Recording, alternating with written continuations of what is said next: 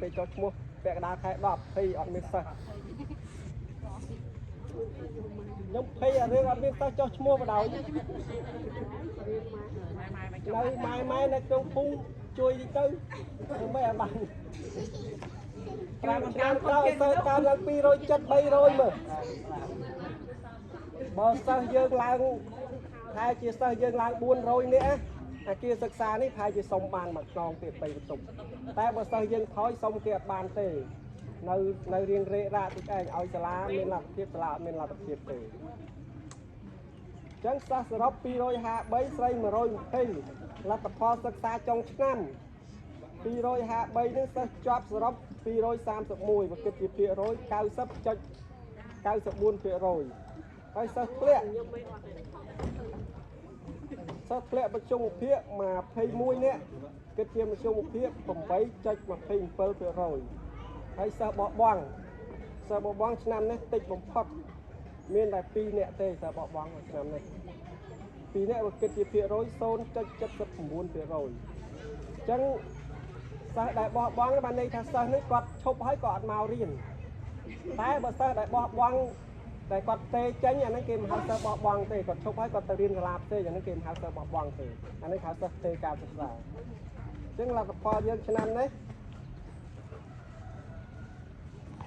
សិស្សធ្លាក់មានតែ 8.27% ទេអញ្ចឹងការខិតខំប្រឹងប្រែងរបស់លោកគ្រូអ្នកគ្រូក៏ដូចជាមេដាបេដាដែលជំរុញការសិក្សាកូនបានល្អច្រើនណាស់ជាពិសេសការរៀនតាមថ្នាល PLP ម៉ែប្រហែលជាដឹងហើយគេឲ្យប្រឡងក្នុងថ្នាល PLP ហ្នឹងមួយឆ្នាំគេឲ្យយើងធ្វើតេស្ត3ដងដើមឆ្នាំកណ្ដាលឆ្នាំហើយនិងចុងឆ្នាំបន្ទាប់ពីធ្វើតេស្តធ្លាក់យើងនឹងបំពន់ឥឡូវក្រសួងឲ្យបំពន់ទៀតណាអញ្ចឹងគេយកសិស្សនិទេស A B C អត់បំពន់ទេអញ្ចឹងគេចាត់ជា2ក្រុម A B C ចាត់ទុកថាជាសិស្សបកែអញ្ចឹងក៏អត់បំពន់ទេដល់ពេល D E F នេះជាសិស្សខ្សោយសិស្សធ្លាក់អញ្ចឹងគេត្រូវយកពួកគាត់ហ្នឹងឯងមកបំពន់ថ្នាក់ក្រសួងគាត់បាននិយាយឲ្យថាបំពន់យ៉ាងម៉េចបំពន់នឹងដោយសារការស្ម័គ្រចិត្តរបស់លោកគ្រូអ្នកគ្រូផងហើយគាត់ឲ្យយើងគៀងគោថវិកាពីមេដាបេដាឬសហគមន៍ដែលអាចចូលរួមជួយគ្រូបានខ្លះក៏ជួយទៅតែបើជួយមិនបានទេលោកគ្រូអ្នកគ្រូត្រូវមានតួនាទីជួយដោយស្ម័គ្រចិត្តអត់មានលុយទេហើយក៏មិនមែនដូចជាការបង្រៀនគួរដែរអញ្ចឹងម៉ែអើយយកចំណុចហ្នឹងចាប់ពីឆ្នាំក្រោយទៅចាប់ពីចូលកងទៅ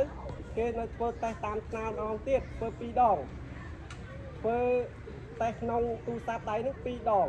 ហ្នឹងសម្រាប់បំពន់វគ្គទី1ដល់ពេលកណ្ដាលឆ្នាំធ្វើតេស្ត2ដងទៀតសម្រាប់បំពន់កណ្ដាលឆ្នាំដល់ពេលចុងឆ្នាំចេះធ្វើតេស្ត2ដងទៀតបំពន់ចុងឆ្នាំអញ្ចឹងអានឹងជាគោលការណ៍របស់ក្រសួងអញ្ចឹងមេដាបេដាមួយចំនួនដែល